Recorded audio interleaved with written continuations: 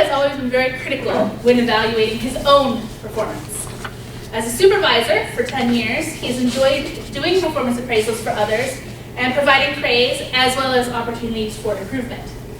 Scott has been working on researching techniques to improve his self-evaluation skills, and he looks forward to sharing some of those concepts with all of us today.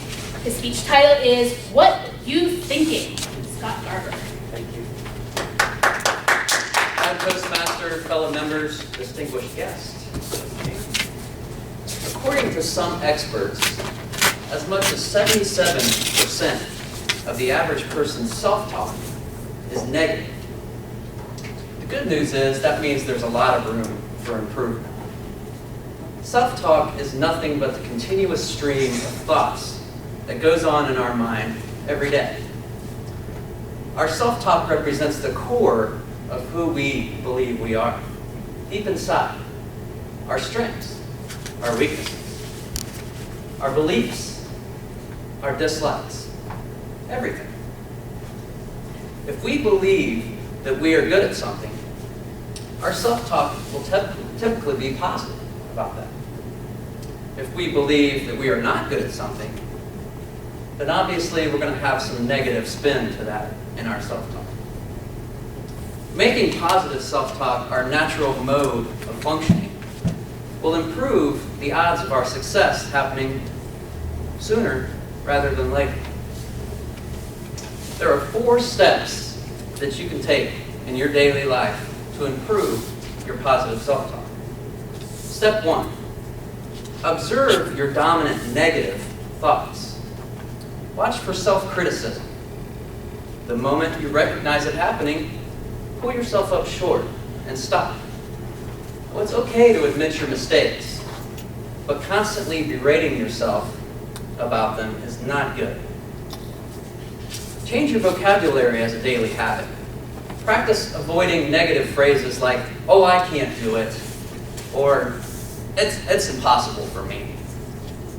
Try to replace those thoughts with, I can do it if I want to apply myself, or it is possible if I'm willing to put in the time and effort. Step 2, get real about the power of your thoughts. The thoughts you're having are what make up your life the way it is on a day-to-day basis. You will no doubt find in areas where your life is good, you have positive thoughts and beliefs. The truth is, most of your life isn't something that happens outside of your control.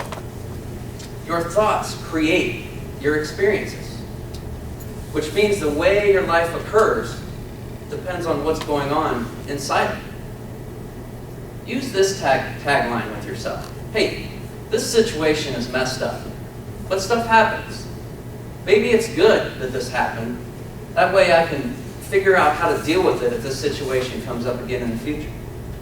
Consider it a challenge to describe your situation in a positive words or positive phrases. And like Willie Nelson once said, once you replace negative words with positive words, positive results will likely happen. Step 3, decide who you want to be. To help break negative thinking that's happening with you, create a personal development plan that will inspire you to become what you're capable of being. Now observe what it feels like when you think about achieving your goals and dreams. If you fill your mind with thoughts of how to achieve your goals, you'll have less room for negative thinking in your life. So immerse yourself in the fulfillment of your goals and dreams. Step 4 is creating positive thinking support structures. Develop a set of empowering daily positive affirmations and use positive visualization to keep you motivated and focused on achieving your goals. When negative thinking creeps in and tries to sabotage your efforts to change, just relax. Take a deep breath and acknowledge that you're facing resistance. View negative emotions as nothing more than bad weather. And just like clouds, negative emotions will pass. Observe them rather than becoming them. Now, believe me, practicing the power of positive self-talk is not an easy proposal. I struggle with it on a daily basis. But if we can focus on these 4 steps, observing your negative thoughts, substituting those negative thoughts with positive affirmations, focusing on setting and achieving self-development goals, and surrounding yourself with positive support structures. If we can practice these 4 habits, then we have the potential to turn that negative belief around and increase the likelihood of our success. I'd like to leave you with this quote. Each of us make our own weather and determine the color of the skies in our emotional universe that we inhabit. So I ask you, how's the weather? Thank you.